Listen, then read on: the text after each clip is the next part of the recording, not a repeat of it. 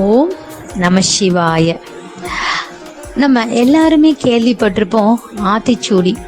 நம்ம ஔவையார் தமிழ் பெண் புலவர், அவர் இயற்றின நீதி நூல் தான் இந்த ஆத்திச்சூடி. ஆத்திச்சூடிக்கு நிகர் ஆத்திச்சூடி தாங்க. அவ்வளவு எளிமையான வார்த்தைகள், ஆனால் அதில் புதைந்து கிடக்கிற அர்த்தம் அளவிடவே முடியாது. நம்ம தமிழ் அப்படிதான் இல்லைங்க, ரொம்ப சுலபமான வார்த்தைகள், ஆனால் அதில் கிடைக்கக்கூடிய அந்த இன்பம் அவ்வளவு அற்புதமான ஒரு விஷயம்தான் தமிழ். அப்படிப்பட்ட அந்த ஆத்திச்சூடியில் ஒன்று தான் நன்றி மறவேல். அதை பற்றின ஒரு கதையை தான் இன்னைக்கு கேட்கலாம்.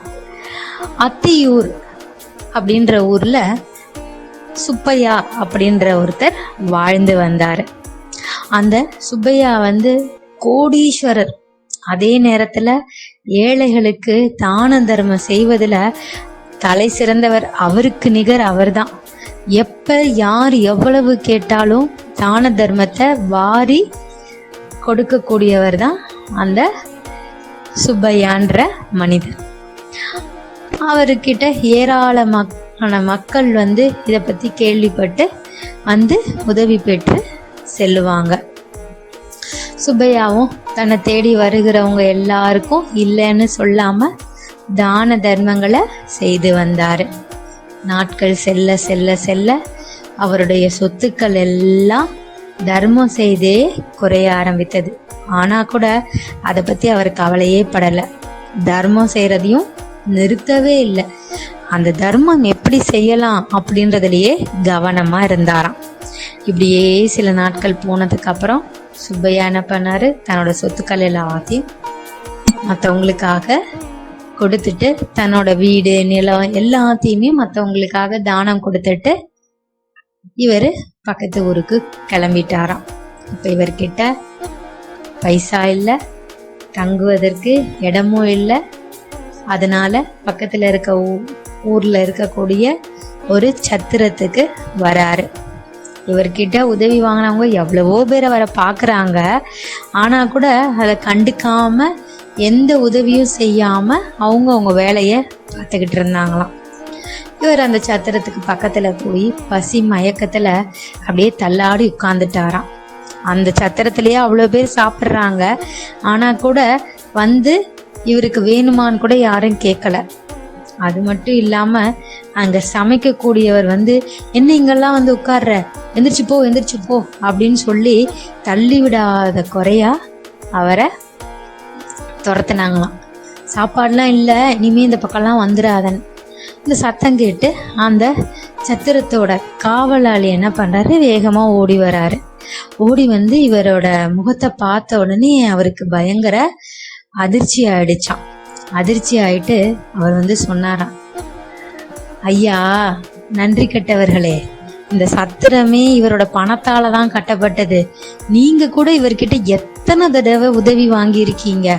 உங்களை போன்றவங்களுக்காகவே இவர் உதவி செய்து இவர் இந்த நிலைமைக்கு வந்துட்டாரு. இவரை போய் நீங்க தள்ளி விடுறீங்களே. ஆனா அவர் செய்த உதவியை நினைச்சே பார்க்காம இப்படி இவரை துரத்துறீங்க. நீங்கெல்லாம் மனுஷ ஜென்மமே இல்லை, உங்களெல்லாம் பார்க்கறதே பாவம். ஒரு மிருகம் கூட அதுக்கு நம்ம ஏதாவது சாப்பாடு போட்டோம்னா நன்றி உணர்ச்சியோட நம்ம கூட வாழுது. அந்த ஐந்தறிவு உள்ள மிருகத்துக்கு உள்ள ஒரு நன்றி உணர்ச்சி கூட உங்ககிட்ட கொஞ்சம் கூட இல்லையே. உங்க மூஞ்சிலெல்லாம் முழிச்சாலே பாவம் அப்படின்னு சொல்லி அந்த மனிதரை சுப்பையாவை தன்னோட வீட்டுக்கு அழைத்துட்டு போய் அவருக்கு நல்லபடியா உணவளித்து கவனிச்சுக்கிட்டாராம். அப்ப சுப்பையாவோட பசி எல்லாம் அடங்கின பிறகு அந்த சத்திரத்தோட காவலாளி சொல்றாரு, ஐயா நான் இதுக்கு முன்னாடி கோவில்ல, அதே கிராமத்துல இருக்கக்கூடிய கோவில்ல காவலாளியா வேலை செஞ்சேன். அப்ப நீங்க வர்றப்பெல்லாம் எல்லாருக்கும் எவ்வளவோ உதவி செய்வீங்க. எல்லாரும் எவ்வளவு அன்பா நீங்க கனிவா எந்த பாகுபாடும் இல்லாம நீங்க பார்த்துருக்கீங்க. அதெல்லாம் பார்த்து உங்ககிட்ட பேசணும்னு நான் ரொம்ப ஆசைப்பட்டேன். ஆனால் அப்போல்லாம் அதுக்கான சந்தர்ப்பமே கிடைக்கலையா? இப்போ நான் உங்கள் கூட இவ்வளோ நேரம் பேசுகிறதே எனக்கு அவ்வளவு சந்தோஷத்தை கொடுக்குது, பெருமையாக நினைக்கிறேன் உங்களை மாதிரி ஒரு மனிதர்கிட்ட நான் பேசுகிறத அப்படின்னு சொன்னாராம். அதை கேட்ட சுப்பையா சிரிச்சுக்கிட்டே அந்த காவலையை பார்த்து, அப்பா, என் பசியை போக்கியதற்கு நன்றியை நான் தான் உனக்கு சொல்லணும். ஆனால் என்கிட்ட இப்போ உனக்கு கொடுக்கறதுக்கு ஒன்றுமே இல்லை. என்கிட்ட இருக்க உதவி பெற்றவங்கெல்லாம் என்னை மறந்துட்ட போதும் இதுவரையிலும் என்கிட்ட இருந்து நீ எந்த உதவியும் வாங்கினதில்லை. ஆனால் நீ எனக்கு உதவி செய்த பத்தியா, ரொம்ப மகிழ்ச்சி. இந்த மாதிரி அடுத்தவங்களுக்கு ஒரு உதவி செய்ததுக்கு நீ நன்றி உணர்ச்சியா எனக்கு இந்த உதவியை செய்யறல்ல, அப்ப இந்த மாதிரி மக்கள் இருக்கிறனால தான் இன்னும் இந்த பூமி வந்து வாழுதோ என்னவோ, அதனாலதான் இன்னும் வானம் பொய்க்காம மழைய பொழிகின்றது அப்படின்னு சொன்னாரா நம்ம சுப்பையா. இதுல இருந்து நம்ம என்ன தெரிஞ்சுக்கணும்னா, வாழ்க்கையில எதை வேணாலும் மறக்கலாங்க, ஆனா ஒருவர் செய்த உதவிய மறக்கவே கூடாது.